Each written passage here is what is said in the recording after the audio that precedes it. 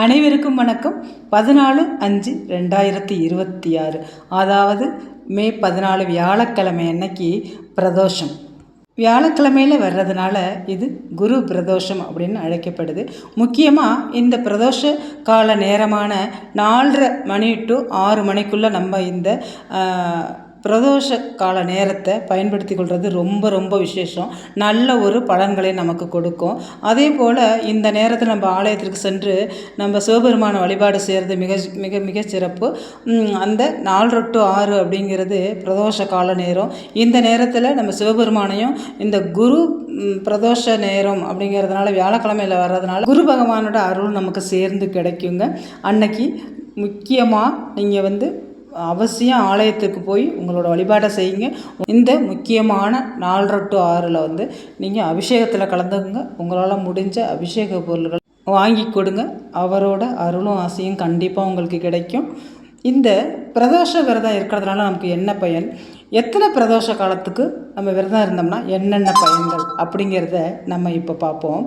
அதாவது 3 பிரதோஷங்கள் நம்ம தொடர்ந்து விரதம் இருந்து நம்ம அந்த அபிஷேக ஆராதனை நம்ம பார்க்கறதுனால பிரம்மா, விஷ்ணு, சிவன் முதலான 3 தெய்வங்களையும் பார்ப்பதற்கு சமமாங்க இந்த 3 பிரதோஷங்கள் மட்டும் நம்ம விரதம் இருக்கிறதுனால. அதுவே 5 பிரதோஷங்கள் தொடர்ந்து விரதம் இருந்தால் என்ன பலன் அப்படின்னு பார்த்தீங்கன்னாக்கா, 5 பிரதோஷங்கள் தொடர்ந்து நம்ம விரதம் இருந்து நம்ம போய் அபிஷேகம் சிவாலயத்தில் போய் அபிஷேகம் பார்க்கறதுனால அனைத்து நோய்களும் நீங்குமாங்க. நம்மளை மற்ற நோய்கள் அண்டாது. அனைத்து நோய்களிலிருந்து நமக்கு ஒரு விடுதலை கிடைக்கும். அதே போல் 7 பிரதோஷங்கள் தொடர்ந்து நம்ம விரதம் இருந்தால் என்ன பலன் அப்படின்னு பார்த்தீங்கன்னாக்கா, திருமணம் ஆகாதவர்களுக்கு திருமணம் நடக்கும். நல்ல ஒரு வீட்டில் சுபிக்ஷ நிகழ்ச்சிகள் நடைபெறுமாங்க. இந்த 7 பிரதோஷங்கள் நம்ம தொடர்ந்து பார்ப்பதுனாலையும் அந்த அபிஷேகத்தில் கலந்துக்கிறதுனாலையும். அதுவே 11 பிரதோஷங்கள் தொடர்ந்து பார்க்கறதுனாலையும் நம்ம கலந்துக்கிறதுனாலையும் உடலும் மனமும் வலிமை பெறுமா, புது தெம்பு பிறக்குமாங்க. அதுவே 13 பிரதோஷங்கள் நம்ம தொடர்ந்து விரதம் இருக்கிறதுனாலையும் நம்ம அபிஷேகம் பார்க்கறதுனாலையும் என்ன ஒரு பலன் அப்படின்னு பார்த்தீங்கன்னாக்கா, நம்ம நினைத்த காரியம் தங்கு தடையின்றி நடைபெறுமா. அதே போல் 21 பிரதோஷங்கள் நம்ம தொடர்ந்து பார்க்கறதுனாலையும் அபிஷேகத்தில் கலந்துக்கிறதுனாலையும் நம்ம தொடர்ந்து விரதம் இருக்கிறதுனாலையும் புத்திர பாக்கியம் கிடைக்குமாங்க. அப்புறமா 33 பிரதோஷங்கள் நம்ம தொடர்ந்து சிவ வழிபாடு செய்கிறதுனாலையும் அபிஷேகத்தில் கலந்துக்கிறதுனாலையும் நம்ம விரதம் இருக்கிறதுனாலையும் நம்ம சிவன் கோவிலுக்கு கும்பாபிஷேகம் செய்த புண்ணியம் நமக்கு கிடைக்குமாங்க. எவ்வளோ ஒரு அற்புதம் பாருங்கள். அதே போல் 77 பிரதோஷங்கள் தொடர்ந்து நம்ம விரதம் இருந்து அந்த அபிஷேகத்தை பார்க்கறதுனால ஒரு யுத்ர யாகம் செய்த பலன் கிடைக்குமா. யுத்ர யாகம் செய்த பலன் நமக்கு கிடைக்கும் அப்படின்னு சொல்லப்பட்டிருக்கு. அடுத்ததாக 108 பிரதோஷங்கள் நம்ம தொடர்ந்து விரதம் இருந்து ஆலயத்திற்கு சென்று அபிஷேகம் பார்க்கறதுனால ஒரு தேவேந்திர பூஜை நடத்தியதற்கு சமமாங்க. நம்ம 108 பிரதோஷங்கள் விரதம் இருக்கிறதுனால. அதே 121 பிரதோஷங்கள் நம்ம தொடர்ந்து பார்க்குறதும் நம்ம விரதம் இருக்கிறதும் அபிஷேகம் பார்க்குறதும் அடுத்த ஜென்மம் அப்படிங்கிறதே நமக்கு கிடையாதாங்க.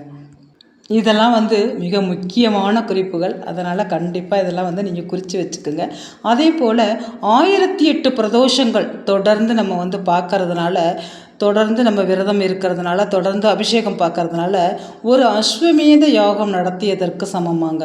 இதெல்லாம் ரொம்ப புண்ணியம் பண்ணவங்களுக்கு தாங்க கிடைக்கும். இந்த 1008 பிரதோஷம் அப்படிங்கிறது தொடர்ந்து நம்ம பார்த்துட்ருக்கோம். ஒரு மாதத்துக்கு 2 பிரதோஷம் வரும். அதை வளர்பிறையில் ஒன்று, தேய்பிறையில் ஒன்று. அதனால் 1008 பிரதோஷங்கள் யார் பார்க்குறாங்களோ, தொடர்ந்து விரதம் இருந்து ஆலயத்தில் சென்று அபிஷேகத்தை பார்த்து வர்றாங்களோ அவங்களுக்கு அஸ்வமேத யாகமே நடத்தியதற்கு இதுக்கு மேலே வேறு என்னங்க வேணும். அஸ்வமேத யாகம் நடத்தியதற்கு சமமாது.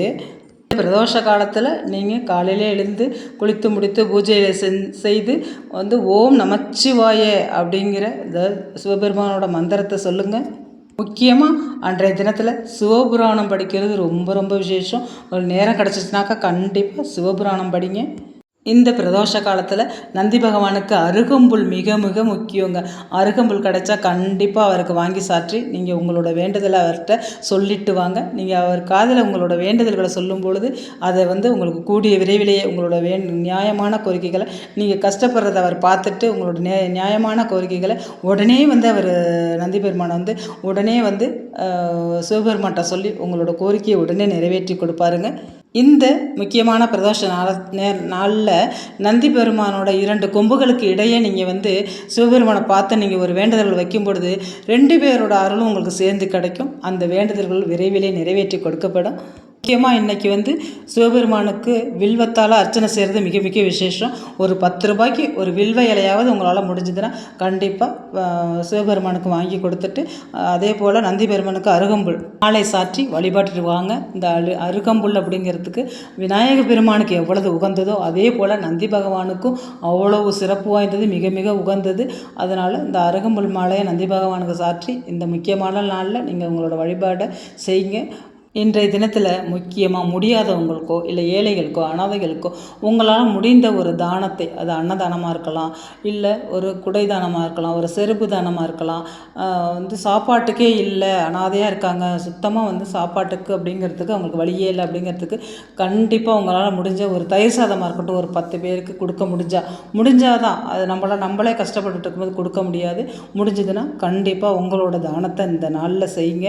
அதுவும் குரு பிரதோஷ நாள் உங்களுக்கு வந்து இந்த தட்சிணாமூர்த்தியோட அருளும் சேர்ந்து கிடைக்கும். அதனால் இன்றைய தினத்தில் குரு பகவானுக்கு வந்து கொண்டக்கடலை மாலை கண்டிப்பாக நாளே செஞ்சு ஊற வச்சு நீங்கள் வந்து கொண்டக்கடலை மாலை செஞ்சு போடுறது நல்லது. இல்லைன்னா ஒரு கொண்டக்கடலை போட்டு நீங்கள் விளக்கு ஏற்றுறது, மாலை செய்ய முடியல நான் மறந்துட்டேன் அப்படின்னா கொண்டக்கடலை போட்டு ஒரு தீபமாவது கண்டிப்பாக அவருக்கு வந்து ஒரு தீபமாவது போட்டுட்டு வாங்க.